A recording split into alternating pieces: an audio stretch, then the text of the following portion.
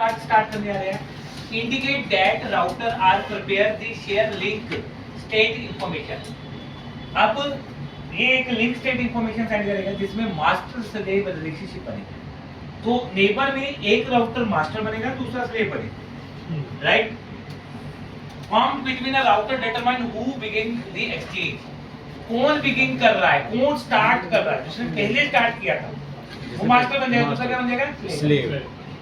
Exchange. इसके बाद router exchange database description. अब डाटाबेस अपना एक्सचेंज करेगा। DBS contain a description of the router topology database, topology का database, and router will examine the neighbor BDB, determine the information share। दोनों अपना एक दूसरे को database description भेजेंगे, फिर load।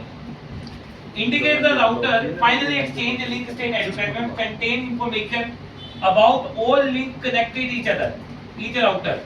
Essentially router are share their topology table and each other। That means पहले सबसे पहले मैंने एक मास्टर स्लेव रिलेशनशिप बनाया, उसके बाद मास्टर कौन होगा? जो पहले भेजेगा, जो पहले भेजेगा, स्लेव कौन होगा? सेकंड। अब मास्टर क्या करेगा? अब सेकंड में आ जाएगा एक्सचेंज।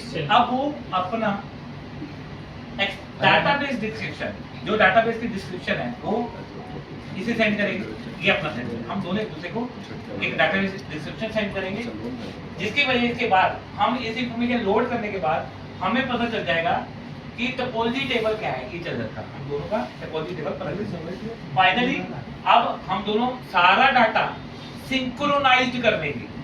मुझे पता चलेगा इस रूट के साथ कितने नेटवर्क कनेक्टेड है, इसे पता चलेगा इस रूट के साथ कितने नेटवर्क कनेक्टेड है। तो दोनों फुली सिंक्रोनाइज कर हम दोनों में नेबरशिप एस्टैब्लिश हो जाएगी। अब जब ये जो है ना सर, ये पहला जो भेजेगा वो मास्टर है, जो दूसरा भेजेगा वो स्लेव है। जो स्लेव है वो भी तो मास्टर बनेगा जब वो तीसरे के साथ कनेक्शन। तीसरे के साथ अब हम दोनों की बात हो रही है ना, यहाँ पर दो खाली। अब हम दोनों की बात कर रहे हैं। तो जब भी आपको इंटरव्यू में पूछे तो आपने दो बंदों की बात करनी, तीसरे की बात नहीं करनी, राइट? ऐसे सीक्वेंस में अपने बता दें बस।